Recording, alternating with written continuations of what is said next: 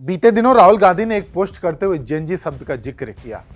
इस एक शब्द से कुछ लोग इतना बौखला गए जैसे किसी ने सांड के सामने लाल कपड़ा लहरा दिया हो। पहले तो जेनजी को लेकर यह नैरेटिव सेट करने की कोशिश की गई कि राहुल गांधी देश में नेपाल जैसे हालात पैदा करने के लिए उकसा रहे हैं, लेकिन ये जब उसमें कामयाब नहीं हुए तो इन्होंने हाल के डूसू इलेक्शन से नैरेटिव गढ़ने की कोशिश की।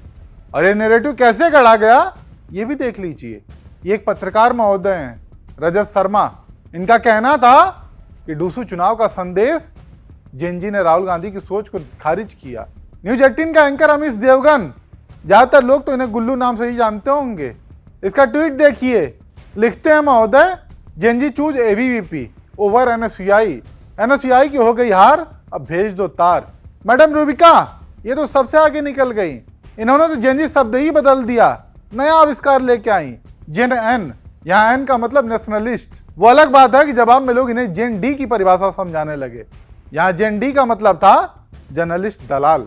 बाकी खुद एबीवीपी, उसने भी इन्हीं लोगों के ट्रेंड को फॉलो किया। जेनजी के दिल में एबीवीपी। जेनजी शब्द के जरिए खूब नैरेटिव गढ़ने की कोशिश की गई, लेकिन किसी ने असल सच नहीं बताया और नहीं दिखाया गया, जो आज हम आपको दिखाएंगे। गोदी मीडिया की एक आदत है आंकड़ों को तोड़ मरोड़ कर पेश करने की और इसी के जरिए एजेंडा चलाने की। यही काम इन सभी चाटुकार एंकर्स ने यहां भी किया। डूसू चुनाव का रेफरेंस देते हुए नैरेटिव सेट कर रहे थे कि जेनजी ने, चूंकि वहां छात्र ही वोट डालते हैं, तो वहां के छात्रों ने राहुल गांधी को रिजेक्ट कर दिया क्योंकि एनएसयूआई का कैंडिडेट अध्यक्ष पद नहीं जीता। ये एंकर्स बहुत ही चालाकी से ये काम कर रहे थे, लेकिन फिर भी पकड़े गए। सच थोड़ी छिपाया छिप सकता है। दिल्ली विश्वविद्यालय के छात्र संघ चुनाव में मुख्यतः दो पार्टियों के बीच टकराव देखा जाता है। एक एबीवीपी जो बीजेपी का छात्र संगठन है और दूसरा एनएसयूआई जो कांग्रेस का छात्र संगठन है। पिछली बार एनएसयूआई का ही अध्यक्ष जीता था, रौनक खत्री, याद होंगे आप लोगों को। हर बार की तरह इस बार भी 4 सीटों पर छात्र संघ का चुनाव हुआ, president, vice president, secretary, joint secretary.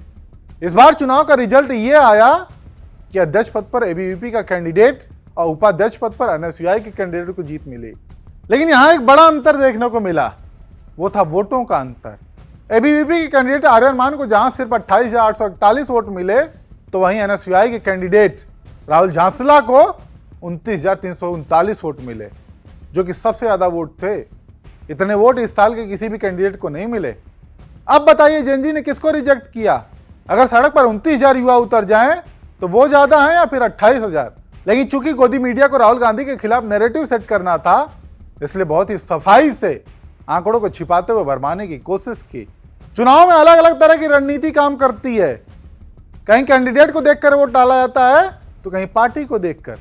लेकिन यह सब इन लोगों की समझ से परे है, क्योंकि इन्हें मात्र एजेंडा सेट करने से मतलब है। लेकिन यहां भी ये पूरी तरह फेल रहे। भक्त ब्रिगेड से लेकर गोदी मीडिया के चाटुकार एंकर्स द्वारा यह नैरेटिव सेट करने की कोशिश की गई कि जेनजी ने राहुल गांधी को रिजेक्ट कर दिया। हालांकि सच सामने आने के बाद इनका हर एक एजेंडा धराशायी हो गया। पहले भी इन लोगों ने एक नैरेटिव चलाने की कोशिश की थी कि जब राहुल गांधी ने पोस्ट करते हुए उसमें जेनजी शब्द का जिक्र किया था, उस पूरे ट्वीट से इन लोगों ने केवल जेनजी शब्द को उठाया और अपने काम पर लग गए। जबकि राहुल गांधी का पूरा ट्वीट यह था कि देश के युवा, देश के स्टूडेंट्स और देश की जेनजी संविधान को बचाएंगे, लोकतंत्र की रक्षा करेंगे और वोट चोरी को रोकेंगे। मैं उनके साथ खड़ा हूं। अब आप बताइए, आपको इसमें कोई भी ऐसा शब्द दिखा जो हिंसात्मक हो, उकसाने वाला हो? साफ साफ एक अपील और समर्थन वाली भाषा है। लेकिन इन चाटुकार एंकर्स ने एक जेनजी शब्द से यह नैरेटिव गढ़ने की कोशिश की कि राहुल गांधी भारत में नेपाल दोहराने को उकसा रहे हैं। पूरा प्राइम टाइम शो किया गया और शो की लाइनें भी यही कि राहुल गांधी नेपाल दोहराने के लिए उकसा रहे हैं। इन लोगों ने अपने नैरेटिव से जेनजी शब्द का पूरा अर्थ ही चेंज कर दिया। जेनजी मानो ये हो गया कि उसका काम ही है हिंसा करना, जबकि राहुल गांधी ने संविधान बचाने की बात की, लोकतंत्र की रक्षा करने की बात की। और हमारे देश का युवा इतना समझदार है कि उसे पता है कि कैसे संविधान बचाना है और कैसे लोकतंत्र की रक्षा करनी है। बाकी बात रही जेनजी की, तो अपने देश में एक जेनजी वो भी हैं जो आईफोन के लिए लंबी लंबी लाइनों में खड़े होकर आपस में सिर फुटौल कर रहे हैं, और दूसरी तरफ वो लोग हैं जो अपने हक के लिए आवाज बुलंद करते हुए प्रशासन की लाठियां खा रहे हैं। खैर, ऐसे में आप इन सबको कैसे देखते हैं? और आपकी भी जेनजी पर कोई ना कोई राय जरूर होगी, तो कमेंट के जरिए हमसे जरूर साझा करें।